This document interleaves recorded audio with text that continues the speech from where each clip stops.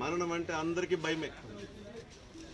మరణం అంటే ఎందుకు భయం అంటే చనిపోతే ఎక్కడ పోతామో ఏమవుతామో ఎవ్వరికీ తెలియదు. ఒక ప్రశ్నగా ఉండిపోయింది, భయముగా ఉండిపోయింది. అలాంటి మరణం అనే భయాన్ని 2000 సంవత్సరాల క్రితం యేసుక్రీస్తు ప్రభు వారి లోకానికి వచ్చి పాపం చేసిన ప్రతి వ్యక్తి పట్ల ఆయన శిలువలో మరణించి వారి పాపములకు పరిహారం చెల్లించి ఆయన మరణించి తిరిగి లేచారు. తిరిగి లేచిన ఆయన అనేకులకు ఒక నిరీక్షణగా నిలబడ్డారు. చనిపోయిన వ్యక్తి తిరిగి లేస్తాడు, నిత్యము నాతో ఉంటాడు. అది ఎలా అంటే, నేను మీ పాపం నిమిత్తం మరణించాను, ఎవరైతే మీ పాపములతో ప్రాయశ్చిత్తంగా నన్ను విశ్వసిస్తారో వారందరూ కూడా పాప ప్రక్షాళన కలిగి మరణించిన ఒక దినాన్ని తిరిగి లేచి నాతో ఉంటారు అనే గొప్ప సత్యాన్ని యేసు ప్రభు ద్వారా తెలియబడింది. ఒక మాట అందరూ వినండి అమ్మా. చెప్పిన మాటలు కానీ ఇక్కడ మాటలు కానీ బాబురావు గారు ఏ మాత్రం విన్నారు, ఆయనకి ఏమీ తెలియదు. ఈ మాటలు ఎవరి కొరకు? విన్నవారి కొరకే, విన్నవారి కొరకు, నేర్చుకోవడం కొరకు. ఎందుకంటే ఆయనకు ఒక్క మాట వెళ్దాం. ఆయన ఆల్రెడీ గడిచిన దినమే ఆయన దేవుని రాజ్యానికి వెళ్ళిపోయి కేవలం భౌదేహ దేహం మాత్రమే ఉంది. ఇప్పుడు మాత్రం గుర్తుపెట్టుకోండి, చచ్చింది దేహము, పోయింది ఆత్మ. ఆత్మ ఎక్కడికి వెళ్ళిందంటే దేవుడు నివసించిన నిత్యరాజ్యంలోకి సంతోషంగా వెళ్ళిపోయింది. యేసు ప్రభువును మృతులు ధన్యులని ఆ మాటకు ఒక చిన్న మాట చెప్తున్న వినండి అందరూ కూడా.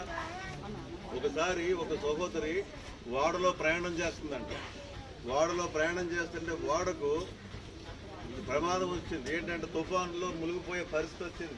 తుఫాను ఆగట్లేదు, ఓడ మునిగిపోతున్నప్పుడు ఆ నావిక క్యాప్టెన్ ఏంటంటే, అమ్మ ఓడ మునిగిపోతుంది, అందరి ప్రాణాలు పోయేలాగా ఉన్నాయి, మరి జాగ్రత్త, ఎవరి మట్టుకు వాళ్ళు ప్రార్థన చేసుకోండి అంటే అందరికీ రూమ్కి వెళ్ళి చెప్పొస్తుంటే ఒక సహోదరి మాత్రము సంతోషంగా హ్యాపీగా ఉందంట.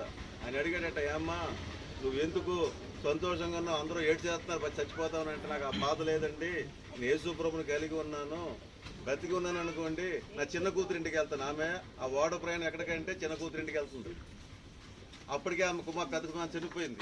ఆ మూటే మాట చెప్పింది, బ్రతుకుంటే నేను నా చిన్న కూతురింటికి వెళ్తాను, చనిపోతే నా పెద్ద కూతురుంటే దేవుని రాజ్యంలోకి వెళ్ళిపోతాను అని మరణాన్ని అంత తేలిగ్గా తీసుకుంది.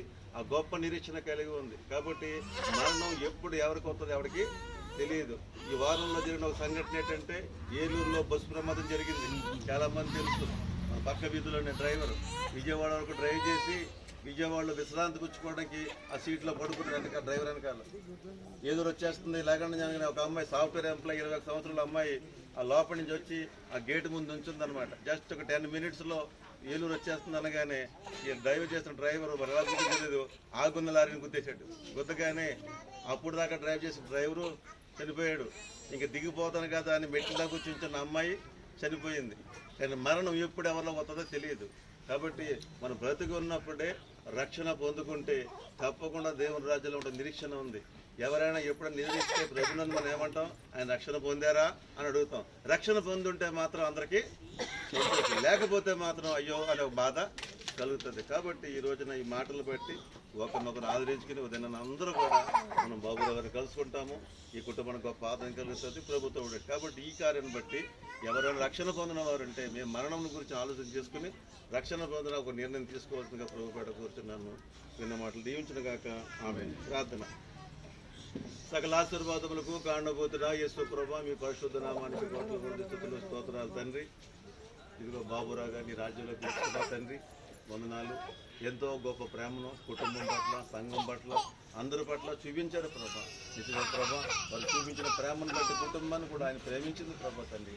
ఆయన బతికుండగా చేసిన సేవ ప్రభా. చనిపోయిన తర్వాత ఏం చేసిన ప్రయోజనము లేదు ప్రభా. అయితే బ్రతకుండగానే కుమార్తెలు, కోడళ్ళు అందరూ కూడా ఆయన ప్రేమించారు. ఆయన కష్ట నష్టాల్లో, బాధల్లో పంచుకున్నారు.